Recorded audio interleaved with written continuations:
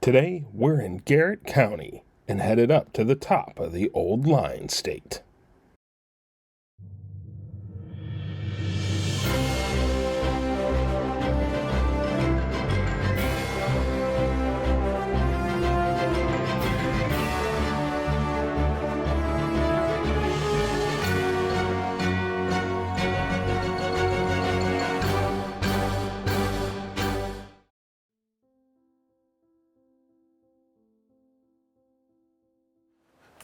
Hi, I'm Scott Marthaler. Welcome to Rooftops of America. Today, we are in the far southwest corner of Maryland and headed up to the highest point in the state.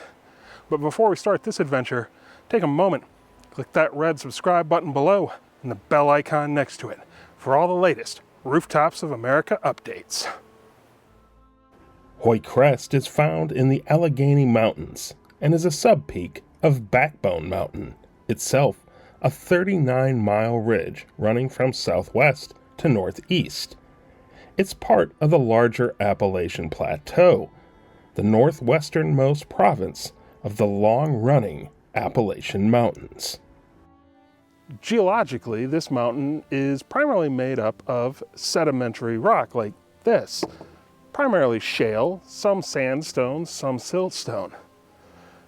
One of the things that's interesting, if you were to take a bird's eye view of this area, and you'd see this peak and its fellow peaks, you'll notice how the rivers and streams have quite literally cut through these peaks over the course of millions of years.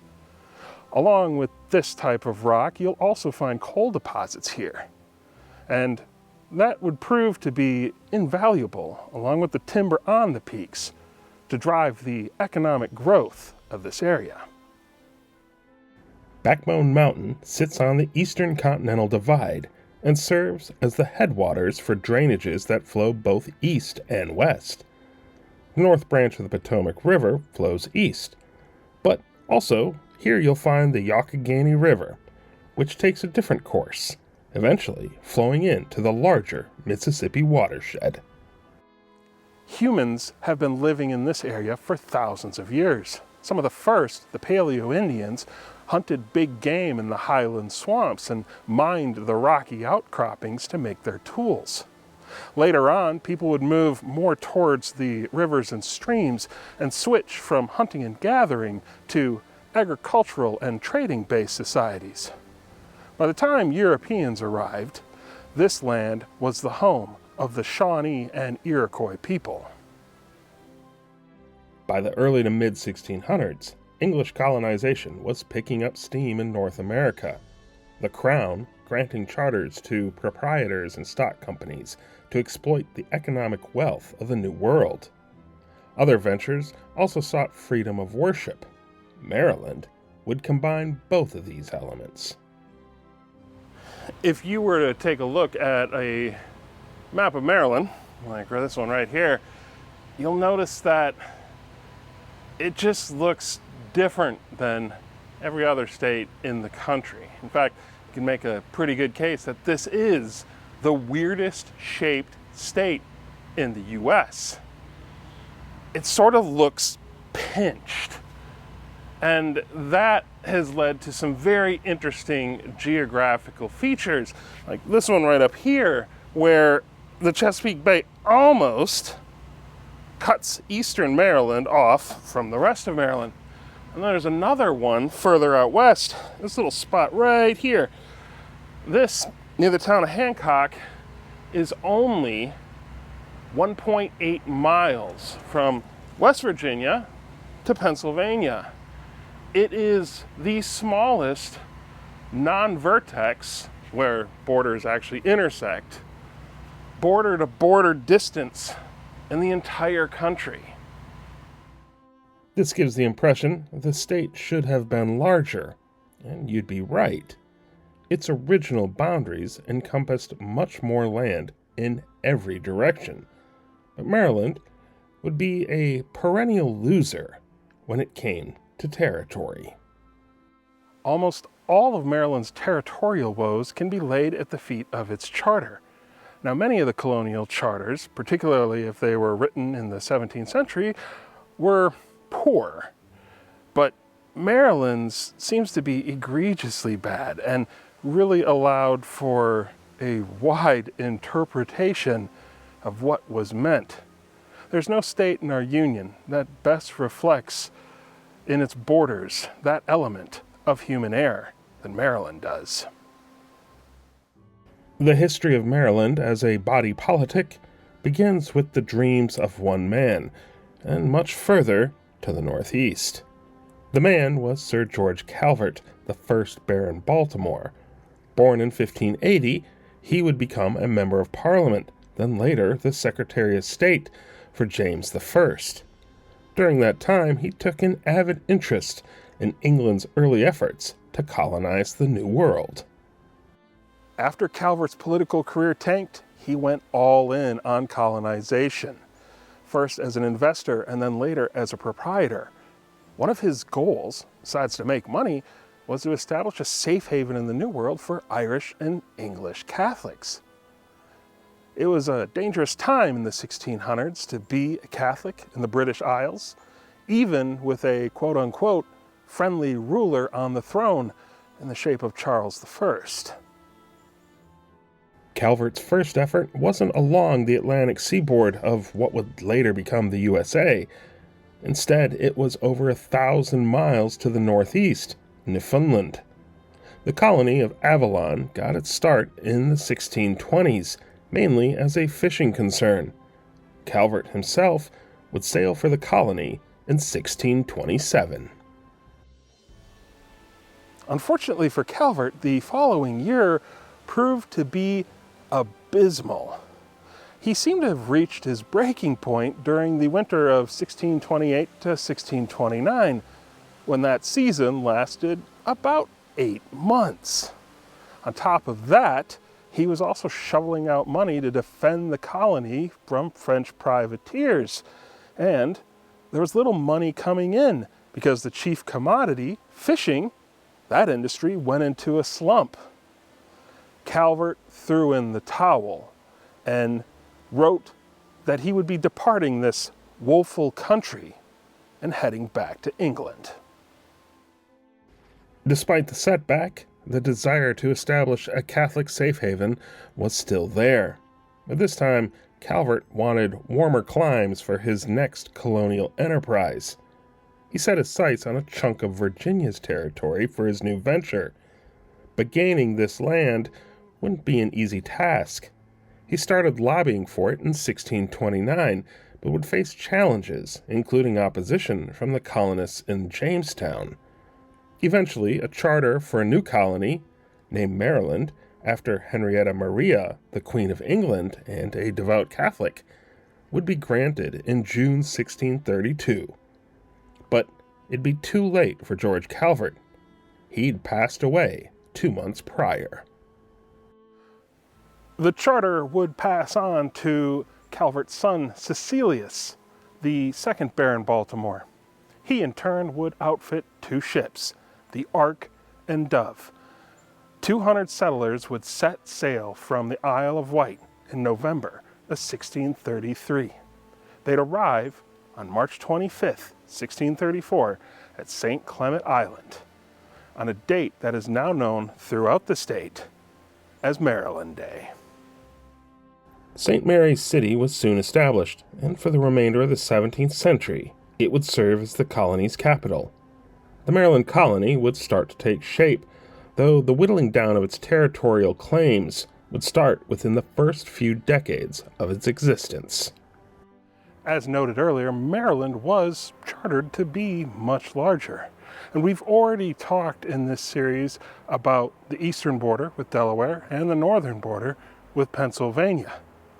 But neither of those had anything to do with the Maryland Highpoint. The location of the southern and western border would. When it comes to the other half of Maryland's borders, the south and western ones, you need to look at another line, the Fairfax line, a line that originally would be entirely in Virginia. So how did it determine Maryland's southern and western boundaries? First, though, you'll need a little bit of background. According to Maryland's charter, the southern border was to be the whole river of the Potomac. The western border was to be a meridian, or a line, that intersected at the north with the 40th parallel latitude and at the south with the headwaters of the Potomac River. That seems relatively straightforward, especially when we're talking about 17th century colonial charters. But as you can probably tell where this is going, it wasn't. The problem lay with the Potomac River, particularly its upper reaches that flowed out of the Allegheny Mountains. One very critical piece of information that was missing was that the Potomac splits into the northern and southern branches.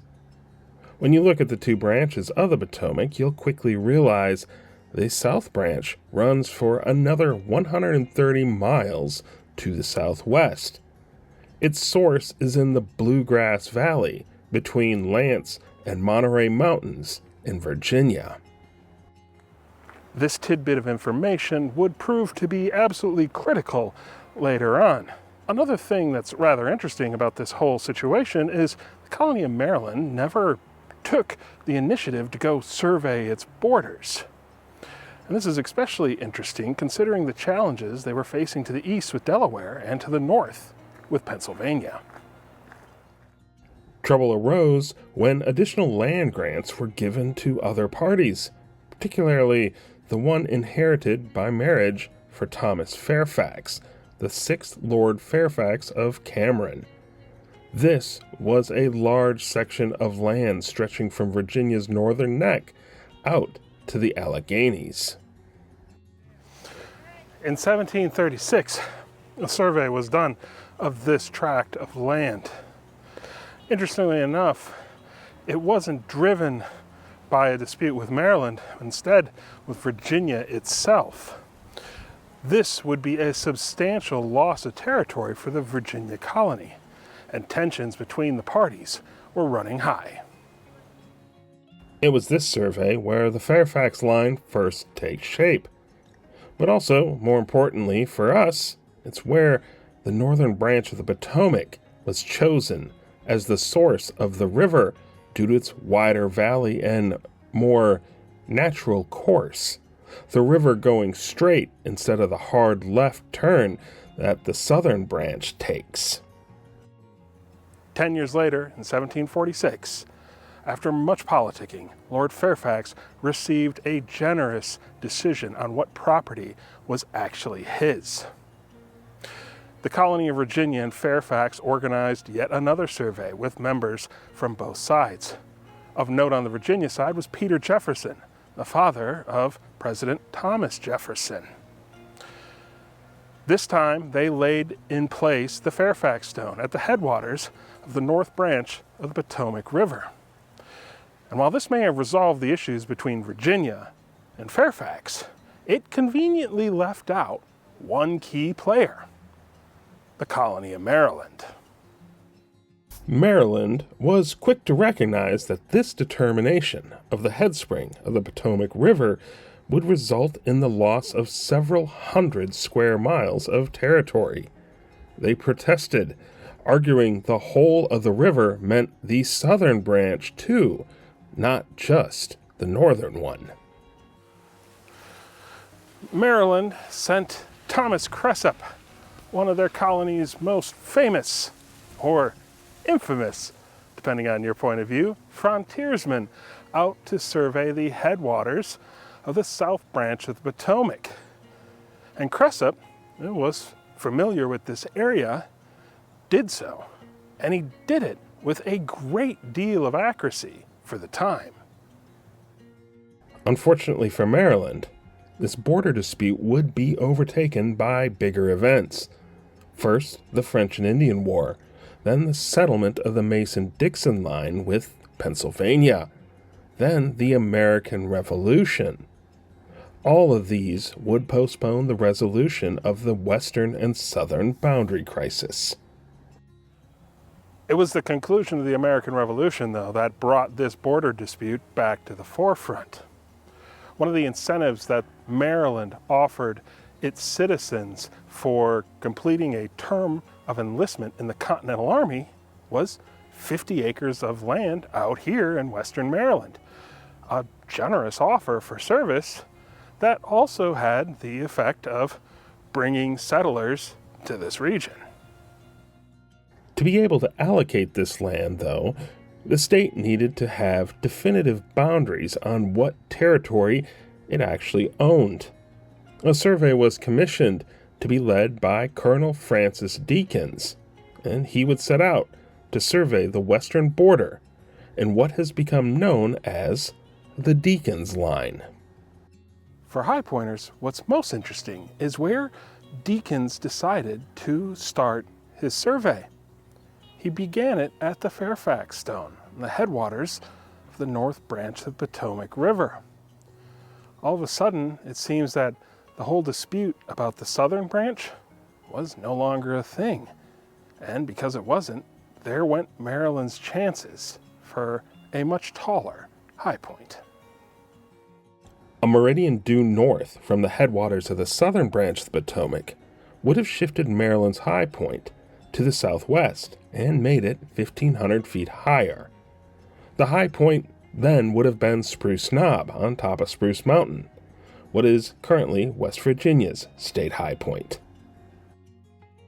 Deakins' decision to start from the Fairfax Stone established Maryland's high point at Hoye-Crest, though it didn't solve Maryland's western border crisis, because the line Deakins drew didn't run true. A look at a map will show the western border of the state is slightly angled east, and that would spur the border dispute on for over 100 years. By the time this border dispute was resolved by the U.S. Supreme Court in 1910, it didn't go in Maryland's favor.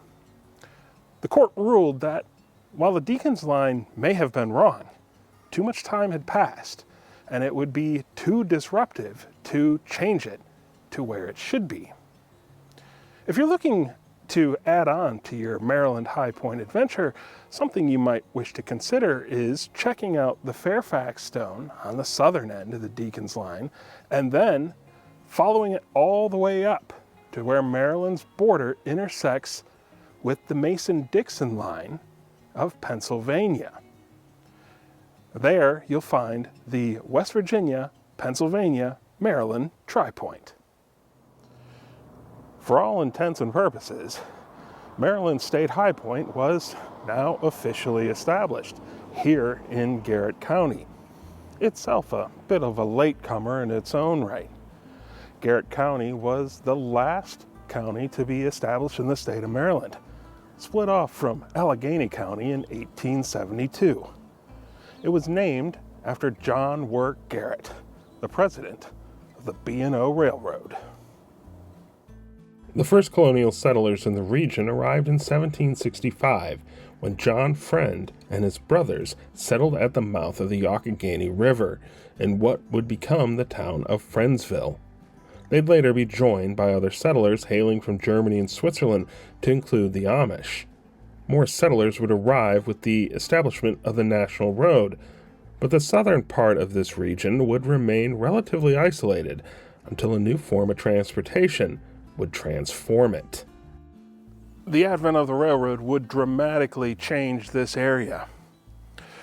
Interestingly enough, it was brought on by transportation networks to the north, the National Road, the C&O Canal, and interests in Pennsylvania.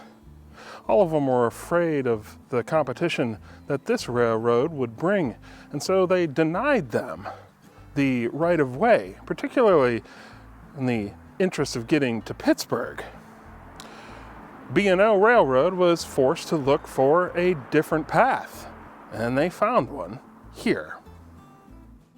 The railroad looked to the south and would cut right through this area, the steel rails arriving in the 1850s courtesy of the Baltimore and Ohio Railroad, better known as the B&O.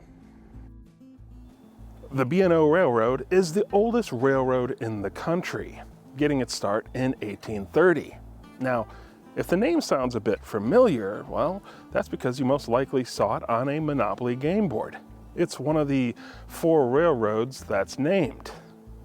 Interestingly enough, though, it's the only one of the 4 that never actually directly served Atlantic City, the city whose streets gave their names to the properties. It was the railroad that put Oakland on the map, and is why Garrett County is named how it is. Timber and coal mining and sport of the rail required manpower, and new settlers arrived to fill these jobs. Along with commerce, the railroad also opened up access to the natural wonders of this part of Maryland, and tourists soon flocked here to enjoy them. It wasn't long before resorts started to pop up out here in the mountains. The cooler climes much more agreeable than the hot, humid, muggy weather of Washington, D.C., Baltimore, or even Philadelphia. Now you could get away for a long weekend, and it was all so much more accessible, thanks to the railroad.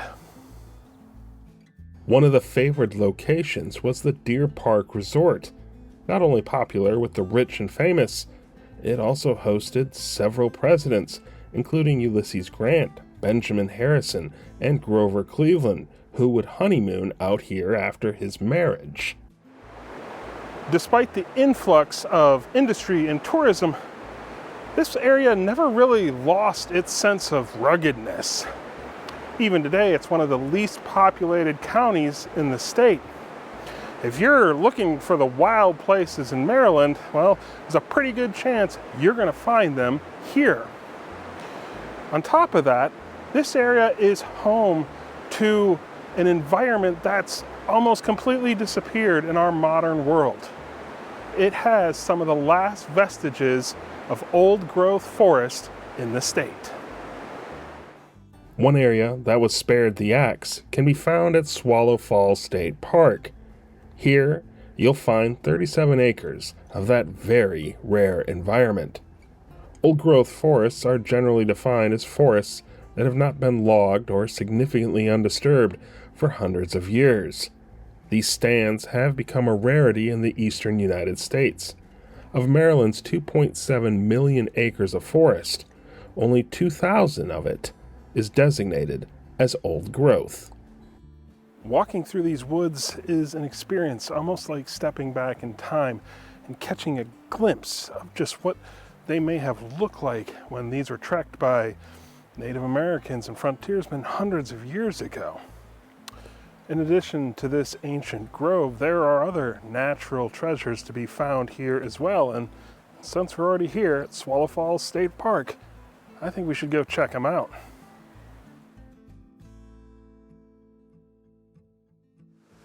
Here at Swallow Falls State Park, you'll find several waterfalls, including Muddy Creek Falls. Its drop of 54 feet makes it the highest free-falling waterfall in the state. While it may be the most striking, there are 2 others in the immediate vicinity that you can easily check out as well. A bit further down the trail, you'll find Swallow Falls, the namesake for the park. And then, a bit further, is small, scenic Tolliver Falls. You can access all 3 by taking a quick hike through the park. If you were to start here at Muddy Creek Falls and follow it back to its source upstream, it would take you to another natural wonder. Up near Cranesville, you will find an environment that would be better suited for, say, the Northwoods or even Canada. This is a boreal peat bog, a fairly common sight further north. Here, though, it's a rather special occurrence. This particular one was formed 15,000 years ago during the last ice age. It's a living reminder that while the glaciers may never have reached Maryland, those massive sheets of ice still affected the region. Straddling the border of Maryland and West Virginia, this place, like the old-growth forest, is a snapshot in time. Many of the plants that you find here would be the same as they were, say, thousands of years ago. Even the temperature seems to remember those ancient chilly days, on average being 10 to 15 degrees cooler than the surrounding area. This swamp exists because it lies in a frost pocket, where the surrounding mountains have created a localized climate, trapping moisture and cold air and funneling it into this valley, effectively creating the coldest and wettest part of the region. This is such a remarkable place that in 1965, the Cranesville Swamp Preserve was one of the first locations to be named a National Natural Landmark. Only 30 miles north of the Maryland Highpoint, this is one of these places where I would strongly recommend checking it out. It's definitely different than anything else you're going to see around here. The trails will eventually lead you to a really cool boardwalk that actually lets you go out into the peat bog itself. And you can hike amongst the endangered flora and check out all the fauna that calls this place home. This is truly one of the unique environments in both Maryland and West Virginia. Backbone Mountain straddles the border between West Virginia and Maryland, and through the years it's played a role in the history of both states. In West Virginia, it was the location of their first fire tower, the site of which is still occupied by the original's replacement, the Olson Fire Tower. To go back to the border dispute for a moment, in 1897, Maryland would set the Potomac Stone on the side of Backbone Mountain as an effort to validate their border claim. The Maryland Highpoint is named after Charles Hoye, a resident of these parts. His family ancestors were some of the early European settlers to the region. Hoye himself would serve in both the Spanish-American War and later World War I, eventually rising to the rank of captain. After that, he became an educator and spent time both in the Philippines and California. Hoye's real passion, though, was the history of Garrett County. He'd devote the last 2 decades of his life to that endeavor, and along the way established the Garrett County Historical Society. Hoye would pass away in 1951, killed in a car accident. But he wouldn't be forgotten. His family and the local government would dedicate this peak in his memory the following year, in 1952. The Maryland Highpoint has a few quirks about it. For starters, it's one of a small group where the high point itself is not actually the highest point on the geographical feature it's found on. In the case of Hoye-Crest, it's actually 300 feet lower than Backbone Mountain's actual summit. For those looking for a little bit more adventure to their high point outing, you can visit the summit of Backbone Mountain without too much difficulty. To get to it, you only need to travel 11 miles to the southwest, outside of Thomas, West Virginia. Hoye-Crest makes itself convenient for high pointers looking to bag multiple peaks in a day. It can easily be combined with Mount Davis, Pennsylvania to the north, and Spruce Knob, West Virginia to the south. It lies almost halfway between the two of them. Another quirk about this high point is where you actually begin your hike.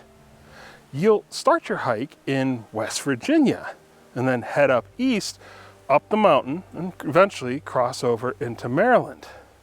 The Maryland High Point is the only state high point where the primary route to the top begins in a different state.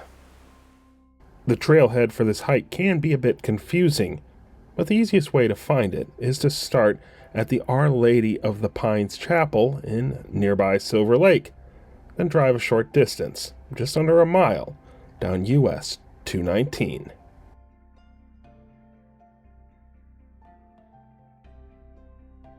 Keep a lookout for this green sign. There'll be a pull-off area next to it. If your car has enough clearance, you may wish to attempt the forest road to the left. It'll take you up to a small parking area.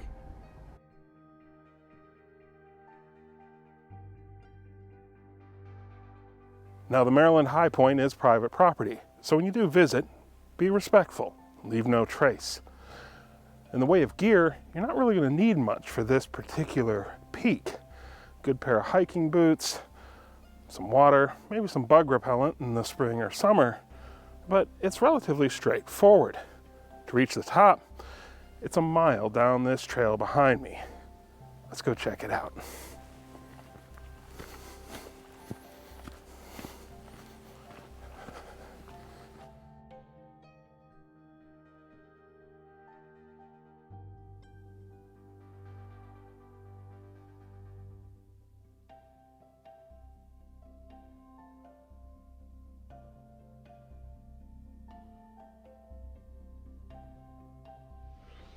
The recent logging here has made the trail a bit muddy in spots, so a little bit of a mucky muck in certain places, especially if it's been wet.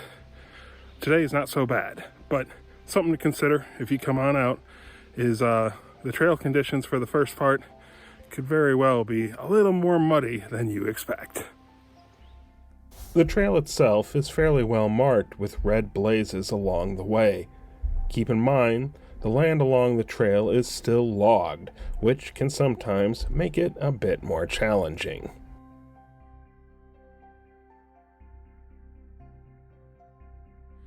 As you make your way up, eventually you're going to take a left-hand turn and get on what I have called in the past the ramp. And this section is a little more rocky, and it means you're about a third of the way done with your hike. And guess what? It keeps going up.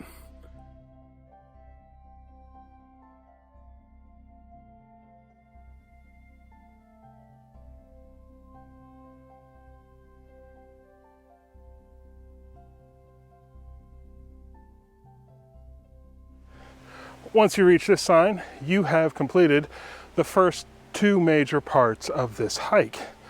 After this point, it gets easier.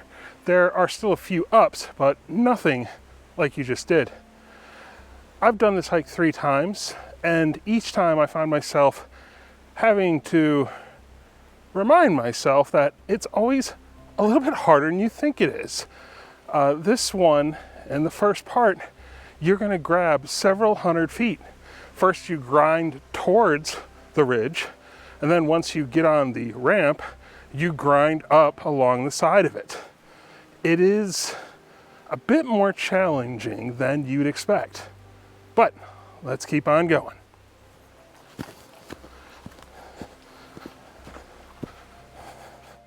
Getting up the ramp will be the most challenging part of this hike.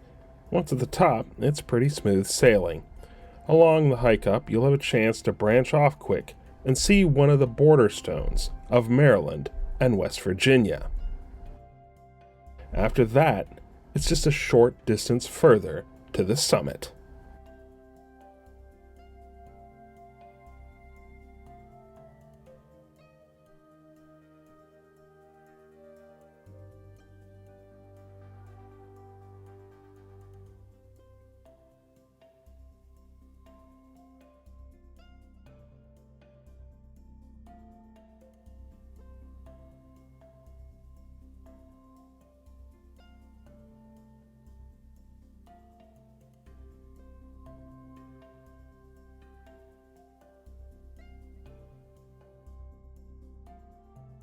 Once you reach the top of the ridge, you can take in views of the Alleghenies in both Maryland and West Virginia.